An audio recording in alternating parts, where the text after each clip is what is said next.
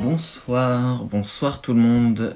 On est ensemble pour ce nouveau Jump Live. Ce soir, c'est un petit peu particulier. On va peut-être parler plus globalement du milieu équestre et voir juste de l'équitation au sens large, du cheval, puisque nous allons être, je vois qu'elle est déjà là, je l'introduis, avec Anne de Sainte-Marie. Anne de Sainte-Marie est candidate à la présidence de la Fédération française d'équitation. C'est vrai que ça fait plusieurs mandats que Serge Lecomte est à la tête de cette instance fédérale, instance sportive nationale.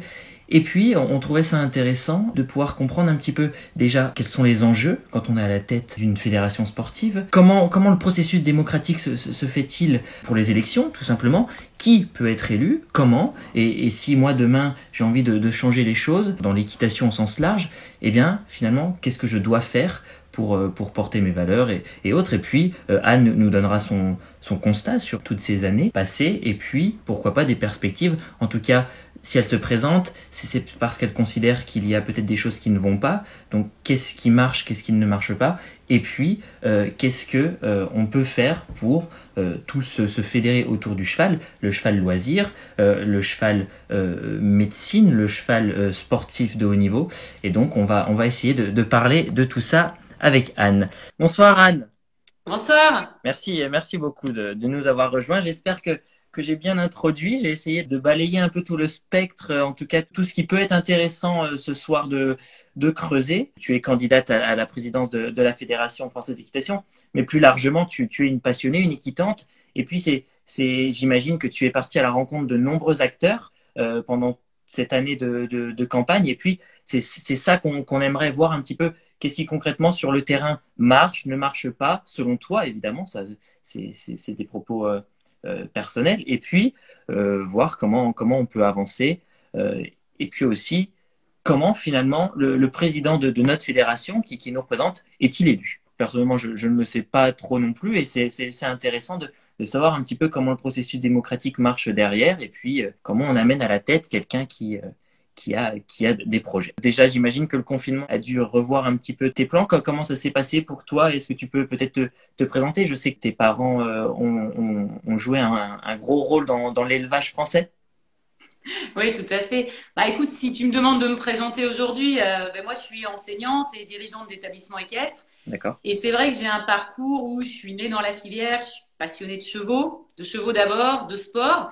Et mes parents travaillent dans les haras nationaux. Donc moi, j'ai traversé la France avec les concours d'élevage, le jumping, le concours au plus haut niveau, etc. D'accord. Et puis après, j'ai eu un parcours professionnel dans différentes organisations, organisateurs, à la Fédé et puis direction d'établissement. D'accord, oui, donc tu as déjà travaillé à la fédération et c'est peut-être ça qui t'a dit, le public, ça me plaît, je veux en faire mon combat.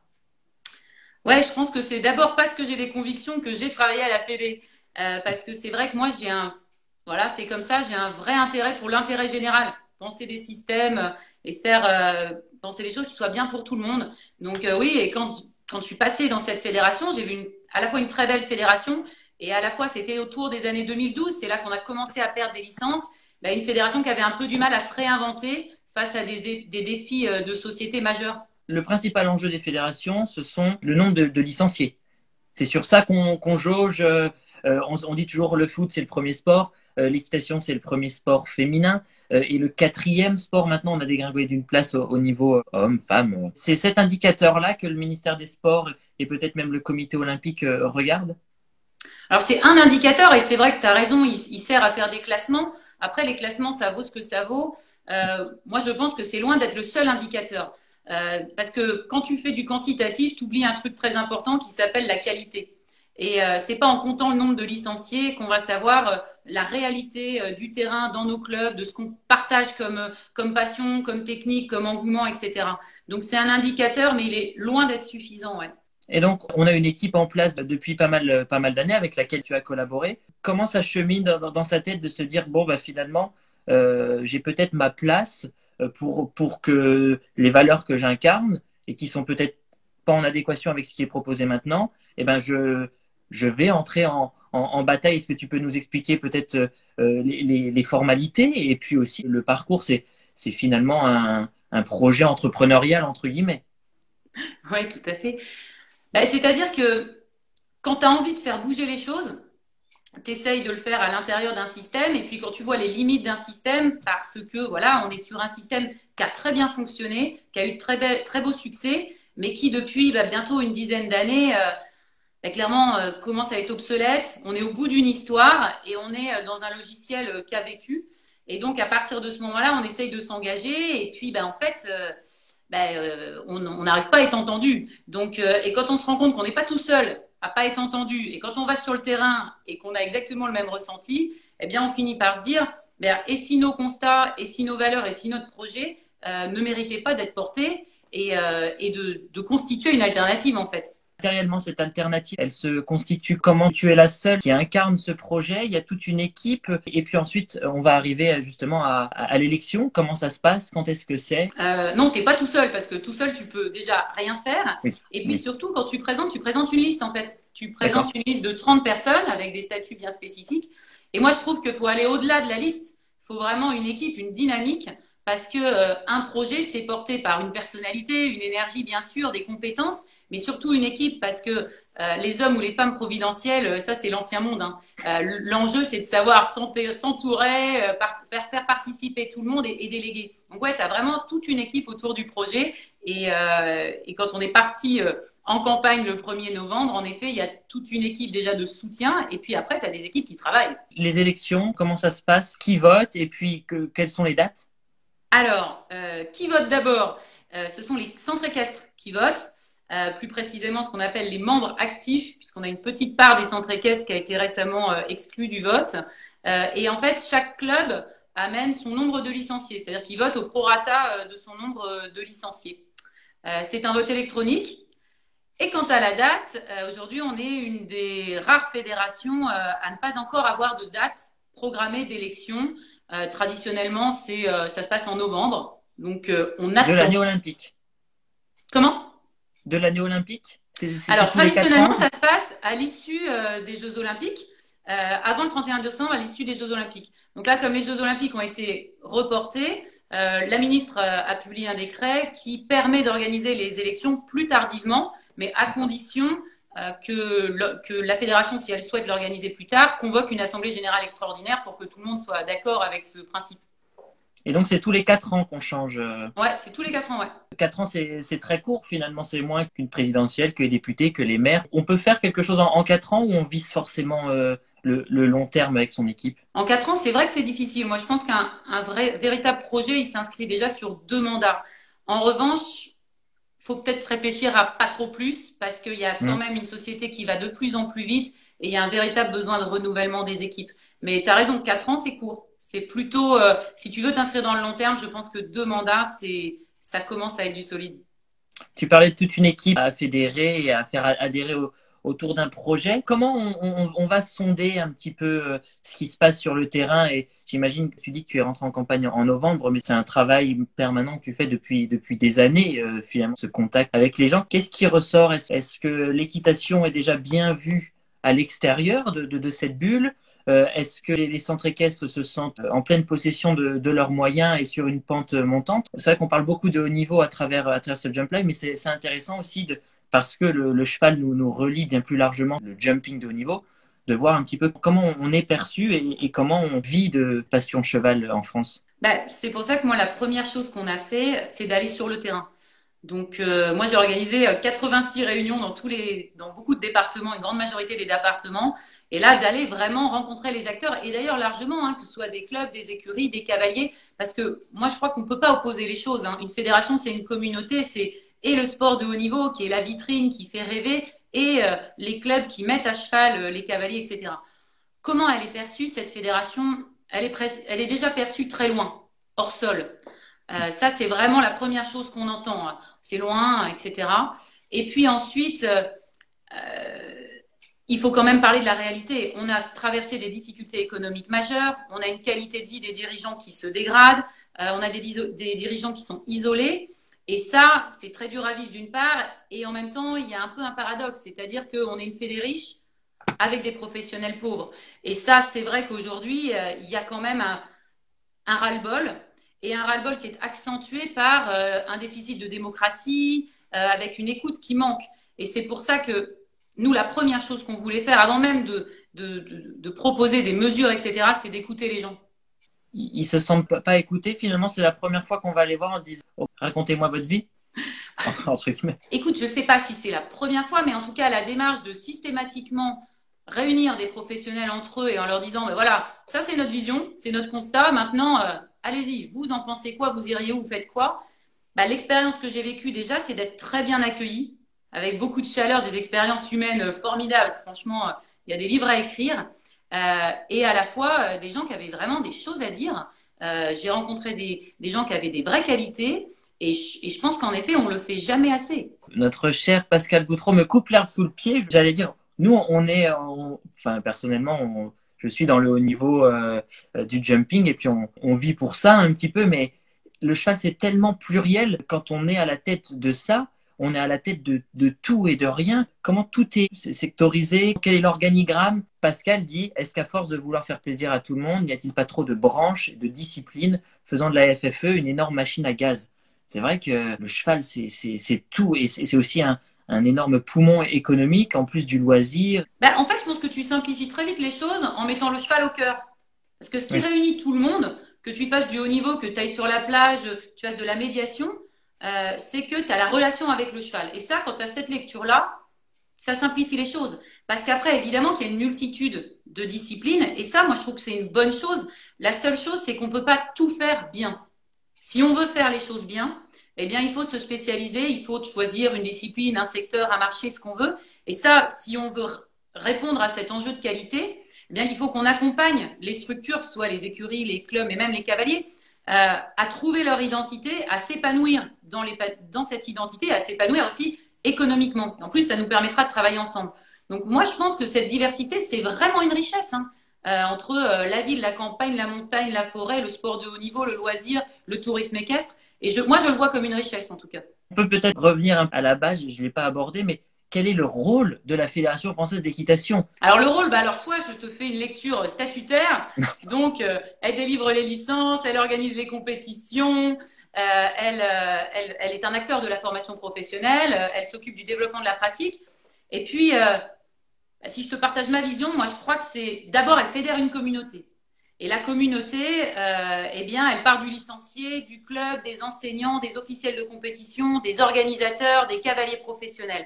Et l'enjeu, c'est quoi? C'est de représenter cette communauté. C'est pas de faire son travail, etc. C'est de dire, OK, le cheval, l'équitation, c'est quoi? Et comment, par l'incarnation qu'on en a, eh bien, on donne de la valeur à nos pratiques, au cheval. Et ensuite, on va parler avec d'autres communautés. Alors, d'autres sports, des instances gouvernementales, des partenaires, des médias et puis aussi les instances internationales. Donc moi, c'est un peu comme ça que je la vois, cette fédération, c'est fédérer une communauté pour la représenter au mieux.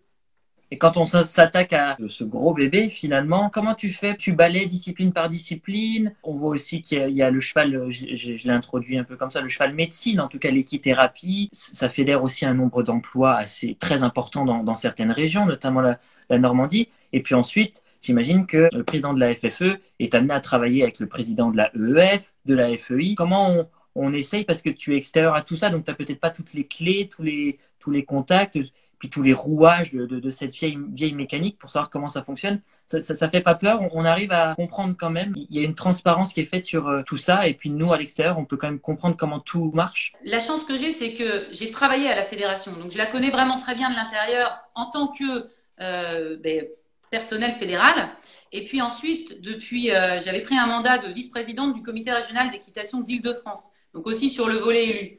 Donc moi, je t'avoue que non, ça me fait pas peur. Ça me fait pas peur parce qu'une fois de plus, il faut savoir ce que tu sais et comment tu t'entoures. Tu parles de l'EF, de la FEI.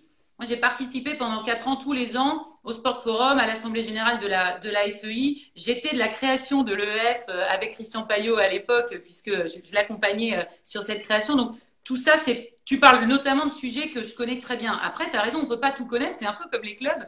Donc il y a des sujets que je peux connaître moins bien, mais c'est tout l'enjeu de s'entourer.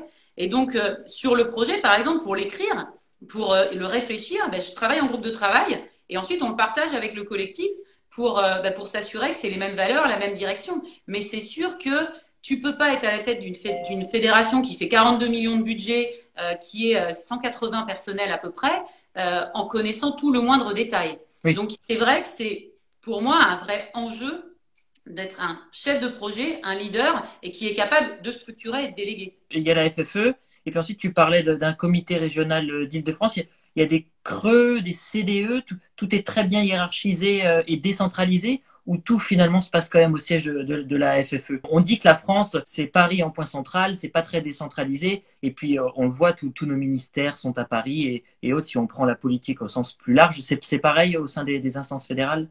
Ah bah oui, sauf que nous, c'est pas Paris, c'est la Meute. Mais c'est exactement la même chose. C'est-à-dire que ça fait vraiment partie du constat, c'est que par l'histoire politique, on a une fédé qui est très centralisée. Alors tu as des organes déconcentrés, hein, des creux en région, des CDE en département, euh, mais clairement, il faut les soutenir.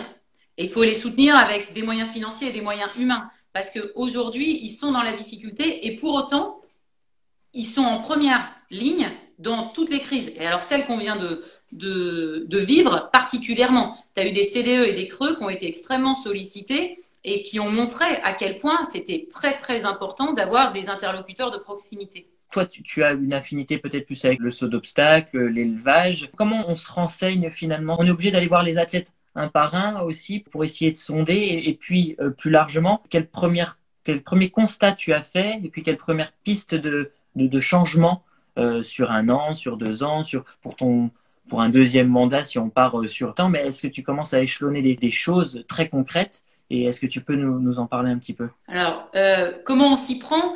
Ben, une fois de plus, c'est-à-dire sur les disciplines. Moi, c'est vrai que j'ai eu la chance d'être chef de mission à Londres, donc je connais bien les disciplines olympiques. D'accord? J'accompagnais l'encadrement pour les JEM de 2014, en tout cas sur la préparation avant de quitter la Fédé. Donc, bon, les disciplines de haut niveau, c'est vrai que tu les connais bien. Après, rebelote, c'est des rencontres. C'est-à-dire qu'en effet, il faut que tu aies au sein de ton équipe des spécialistes de chacune des disciplines. Après, quelles sont les priorités? Bah, tu en parlais tout à l'heure. Moi, je crois que la première priorité, c'est cette décentralisation.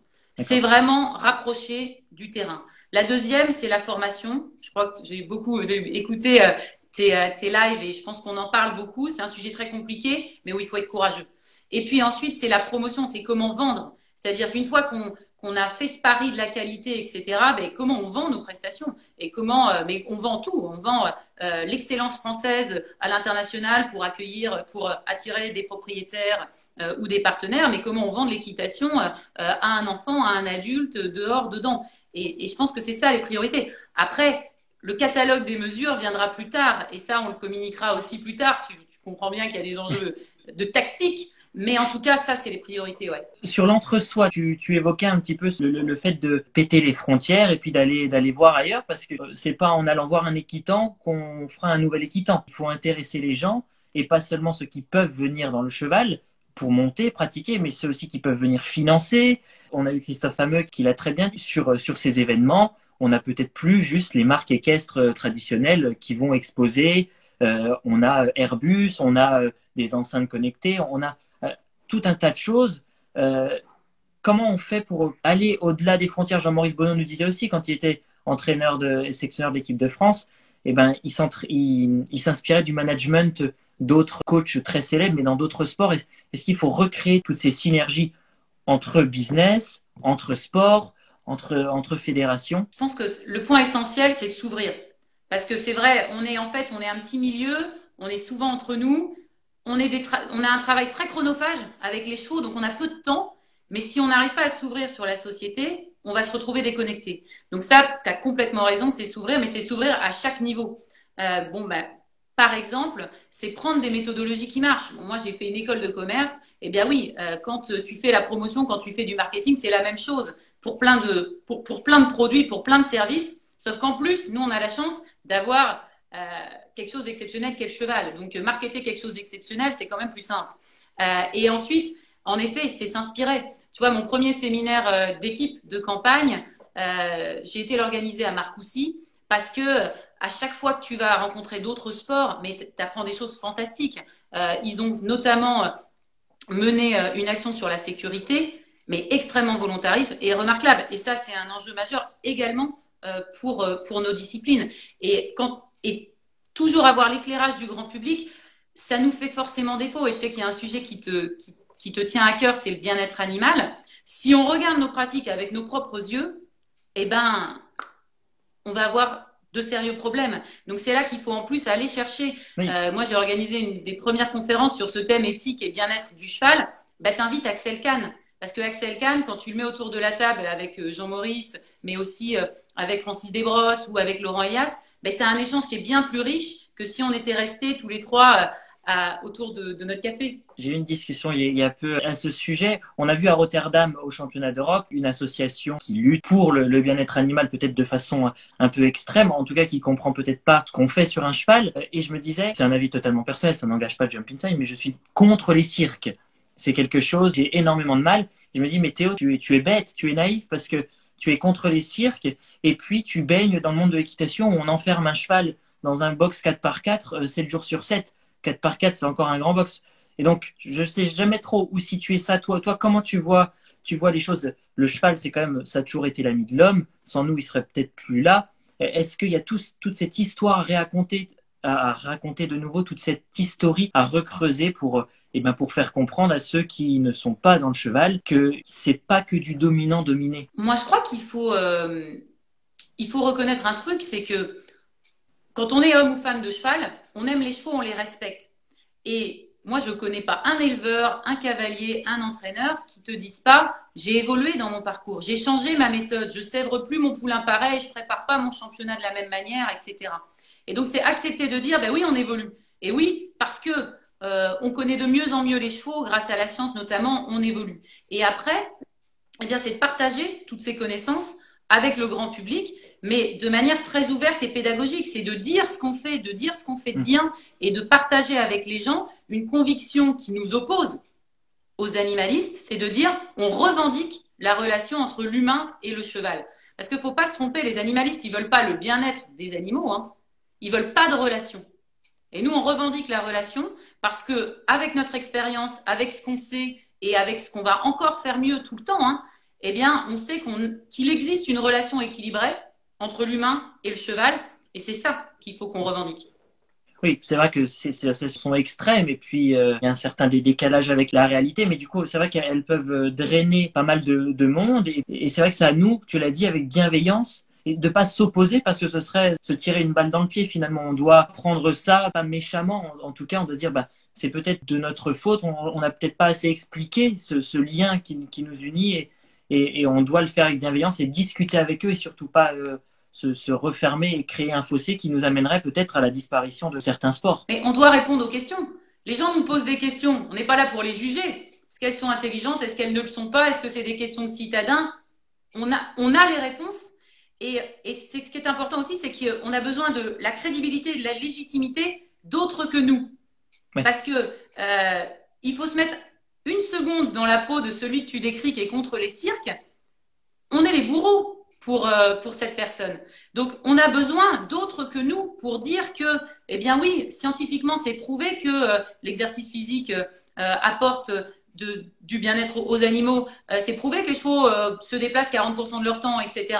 Et puis, hein, intellectuellement aussi. C'est-à-dire que les philosophes, des gens qui ont du poids dans l'opinion publique doivent nous défendre. Parce que, une fois de plus, quand tu regardes les thèses animalistes, c'est des grands intellectuels. C'est des gens qui pèsent, qui parlent. Donc il faut qu'on se défende également avec ces armes. Et moi, je pense qu'il faut qu'on soit proactif. Il ne faut pas attendre d'être attaqué, attendre qu'on vienne à Rotterdam arrêter un parcours. Il faut qu'on aille au-devant du public. Est-ce que c'est ça le principal enjeu de la prochaine décennie dans l'équitation? C'en est un. C'en est un. Il y en a d'autres. Moi, je pense aussi, je redis, que ce sujet de l'environnement, quand même, et la sécurité sont quand même Environnement des au enjeux sens majeurs. L'environnement aujourd'hui, on a la chance préservation de d'avoir l'environnement? cette image du cheval vert, etc. Dans la réalité, il faut aussi qu'on avance comme toute la société, mais qu'on l'ait au cœur de nos préoccupations. Concrètement, c'est parce que le cheval est un fabricant d'énergie. Déjà, il remplace les tracteurs dans des champs et des gens reviennent à ça, des calèches dans des villages à la place des bus. Et puis, ce fumier, ces excréments qui peuvent être chauffés, qui peuvent alimenter des concours, notamment Helsinki, je crois, ne fonctionnent qu'avec le ramassage de crottin pour chauffer l'intégralité de tout ça. C'est quoi? C'est c'est des subventions à obtenir avec le ministère de la transition écologique et solidaire pour que ça recoule auprès des centres équestres, qu'ils adoptent ça, qu'ils soient formés à ces pratiques. Bon, il y a des centres équestres, ça ressemble encore à des fermes peut-être du siècle dernier, et puis ils ont peut-être pas les clés pour proposer des choses plus en phase justement avec les enjeux de demain. Alors attends, les centres équestres, ils ont fort évolué, hein.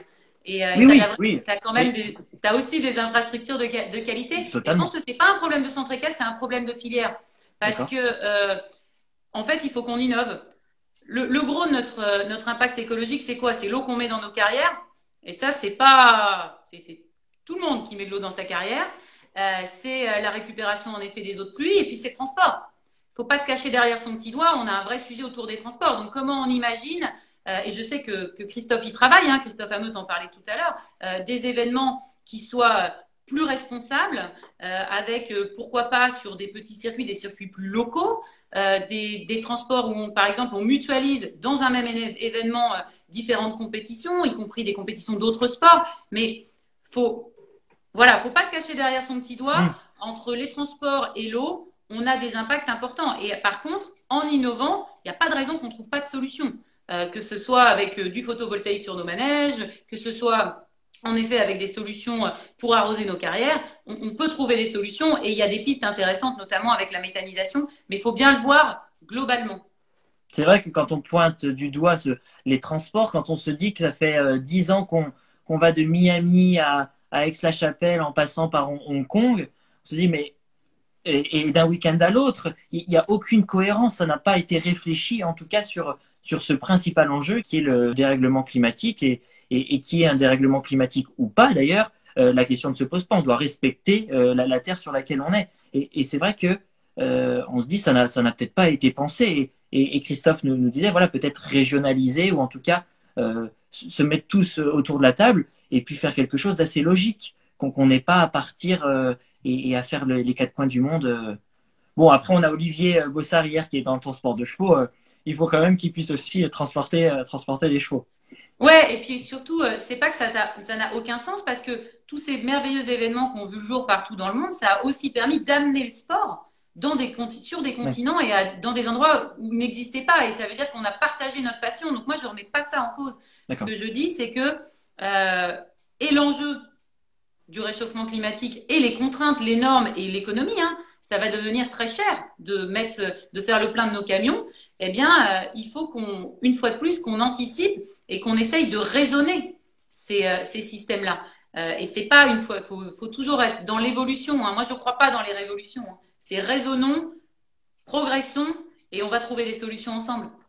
Donc le bien-être, l'environnement, la sécurité. Qu'est-ce que tu entends par sécurité? Et en fait, je crois que parce que nous, on a cette culture de vivre avec les chevaux, d'accepter des risques du quotidien, hein, à commencer par se faire marcher sur les pieds, hein, Ouais. eh bien, on oublie que le public, lui, il a vachement évolué sur ces questions de sécurité. Alors, j'ai encore un dirigeant de club qui me disait hier matin, on peut pas s'assurer contre la vie. C'est vrai, Hmm. mais il n'empêche qu'on a une demande du public pour des activités de plus en plus sécurisées. Et on le voit, on tombe beaucoup moins, etc. Et ça, c'est sûr. Mais je trouve qu'on sous-estime, et alors là, d'un point de vue purement commercial, euh, le frein que comporte la sécurité. Je pense qu'on ne donne pas assez d'assurance. On a beaucoup évolué, on fait beaucoup mieux, mais une fois de plus, on ne dit pas qu'on fait mieux. On ne dit pas quel est le pourcentage du taux d'accident, est-ce que c'est grave, est-ce que c'est pas grave, etc. Et souvent, on réduit cette problématique sur une ou deux disciplines, alors qu'en fait, pour moi, c'est un sujet collectif et c'est un sujet de responsabilité individuelle, c'est-à-dire qu'il faut être transparent sur les risques pris en fonction des disciplines ou des activités, et ensuite, eh bien, les gens vont pouvoir en responsabilité choisir telle ou telle activité. On ne devrait pas se laisser tirer vers le bas par peut-être des drames qui arrivent, qui sont peut-être isolés et qui font la une de tous les journaux, alors qu'en parallèle, il n'y a peut-être pas ces messages positifs sur l'évolution positive de la sécurité dans le cheval qui est appliquée. On est peut-être un peu trop tiré justement vers le bas par des accidents qu'on a en tête et qui comme tu le disais, on communique pas, on n'est pas transparent peut-être sur les choses qui marchent. Ben, les accidents, c'est des drames humains, si tu veux. Ça, un drame est un drame, un mort, de toute façon, ça n'a pas de prix. Mais en revanche, ce qui nous manque, c'est de la transparence dans le sens où on a souvent dit, quand on parle pas d'un problème, c'est qu'il n'y a pas de problème. Ben ça, c'était vrai hier. Non, aujourd'hui, on met pas la poussière sous le tapis et on parle du problème. Et comme ça veut dire qu'on va être aussi proactif. Moi, je faisais partie du groupe de travail du management du risque en concours complet à la Fédération équestre internationale. Eh bien, pourquoi réserver cette démarche à une discipline en compétition alors que il y a tous les jours des gens qui sont en contact avec les chevaux et on a malheureusement des accidents et la société accepte de moins en moins les accidents. Donc, il faut aussi qu'on accepte de regarder avec transparence, de mettre en place des politiques volontaristes et d'en regarder les fruits et de réajuster. On peut aussi se tromper. Donc sécurité entre l'homme et l'animal, sécurité aussi entre les humains. On voit qu'il y a malheureusement des choses qui refont surface, notamment dans les violences sexuelles, qui sont malheureusement assez corrélées avec le sport en général. On n'est pas juge et des choses sont en train d'être faites sur les affaires que Mediapart a révélées, mais on a l'impression que c'est presque connu de tous, dans tous les sports, et que ce rapport de dominant-dominé qui n'est pas entre le cavalier et le cheval, mais entre le coach ou le sportif de haut niveau et l'élève, qui a envie de réussir. Quelle politique on peut mettre, si tu peux en parler, en place pour résoudre ça? C'est de la pédagogie, c'est des commissions qu'on doit mettre et qui veillent dans chacun des départements à bien faire respecter ça et à veiller et à écouter aussi ces gens qui n'ont peut-être personne à qui parler de cette souffrance qu'ils ont vécue. Bah, la première chose, je veux quand même dire que c'est un sujet trop grave pour que tu en fasses de la récupération politique. Hein. Ce qui est sûr, c'est qu'évidemment, tu condamnes les agissements, mais ce que tu condamnes beaucoup plus lourdement, c'est ce que tu disais, c'est le silence. Le silence qu'on a imposé aux victimes, et puis le silence global. Oui, c'est des vies brisées. Enfin, voilà, mais c'est ce silence-là qui est en fait condamnable. Et ce qu'il faut, c'est, une fois de plus, c'est tourner la page du silence. Et quand tu me dis comment on fait, ben, ce qu'il faut, en fait, c'est, j'ai envie de dire, c'est être à la hauteur de la confiance. Parce que c'est la confiance que te donnent les parents et les enfants. Et pour être à la hauteur de la confiance, pour que notre sport ne soit plus sali par ce type d'agissement, ben, tu as une politique très volontariste. Ça veut dire que c'est à chaque échelon. C'est-à-dire que tu pars de la Fédé, mais les cadres techniques, les élus, les officiels de compétition, les organisateurs, les cavaliers, les dirigeants de club, les enseignants, et même jusqu'aux parents. C'est-à-dire que tu as une prise de conscience globale. Et ensuite, ben, tu as des mesures, nous, on va les développer très précisément, qui sont de la prévention, de la sensibilisation, de l'éducation au signalement, des codes de conduite. Et il faut que ça devienne un process, c'est-à-dire que tu n'es pas un établissement, un entraîneur, etc., qui n'est pas quelque part dans sa tête une case qui lui dit qu'est-ce qui se passe si est-ce que j'ai tout mis en œuvre pour que à un moment ça ne se passe pas, ou ce qui est dramatique lorsque ça se passe, comment les victimes peuvent parler et comment on met un stop à ce silence. D'accord. Juste pour revenir sur le rayonnement de notre sport qui se fait via nos trois disciplines olympiques, on avait Paris 2024 qui arrive dans 4 ans maintenant et qui est quand même assez incroyable pour plusieurs générations. L'équitation, ça fait toujours débat. Où est-ce qu'on le met? On peut pas juste créer un petit truc éphémère et puis mettre des chevaux et terminer. Surtout que les 3 disciplines demandent 3 terrains assez différents. Est-ce que des choses sont encore possibles si on change d'équipe fédérale? Est-ce que la mode Beuvron doit toujours être, par exemple, le point central? Est-ce que le point central de la fédération doit être quelque chose qu'on n'exploite même pas pour les Jeux Olympiques, finalement? Je me suis toujours posé la question, et Marcel Rosy nous en a parlé. Lui, il voulait faire de Fontainebleau le point central de la fédération et le point central de l'équitation olympique, ce qui est assez cohérent. Pourquoi est-ce que la mode, on ne veut pas ou on ne peut pas accueillir les Jeux Olympiques? Bah là, le problème, c'est que tu es dans l'héritage. C'est-à-dire qu'aujourd'hui, le dossier a été porté au CIO avec comme site équestre Versailles. Donc, quel que soit l'avis qu'on puisse porter sur cette décision-là, aujourd'hui, c'est Versailles. D'accord. Donc, tu es on a dans le entendu cadre... Jardy, on a entendu pas mal de choses. Non, le comité, enfin, le CIO a validé un dossier ainsi. Et aujourd'hui, le COJO, qui est l'organisateur des Jeux Olympiques, est parti sur ce projet-là. D'accord. Donc évidemment, quand tu prends tes fonctions, tu as des échanges, mais c'est un dossier qui s'est construit depuis des années et des années. Et toi, tu vois comment ces Jeux Olympiques, on a eu Tony Estanguet, qui est président du comité organisateur, et qui disait que voilà, la période qu'on vient de vivre avec ce coronavirus va aussi avoir des impacts tout de suite sur les prochains Jeux Olympiques. Peut-être laisser des disciplines, le surf par exemple, il y a des très belles vagues à Haïti. eh ben on le laisse tout le temps là-bas et on va pas créer des rivières, des mers artificielles juste pour un one shot. L'écologie, l'environnement peut-il impacter directement Paris 2024 selon toi? C'est pour le cross être en pleine forêt. Comment on lit tout ça finalement? En fait, les Jeux Olympiques, c'est un peu comme tout, hein. C'est-à-dire qu'il y avait les Jeux Olympiques d'avant et on parle des Jeux Olympiques d'après. Honnêtement, je suis pas très à l'aise pour t'en parler, alors même qu'on ne sait même pas si Tokyo va se tenir. Aujourd'hui, c'est ça la question. Donc, je crois qu'il est urgent d'attendre et d'attendre de voir comment va se dérouler, je l'espère, Tokyo. Mais ce qui est sûr, c'est que dans les cahiers des charges, tu auras de toute façon deux types d'incidences. Bien sûr, une incidence sociétale sur la priorité environnementale, mais tu auras également une incidence économique, hein. On est à la veille d'une crise économique majeure. Comment organiser dans les mêmes conditions qu'avant une crise un tel événement? D'accord.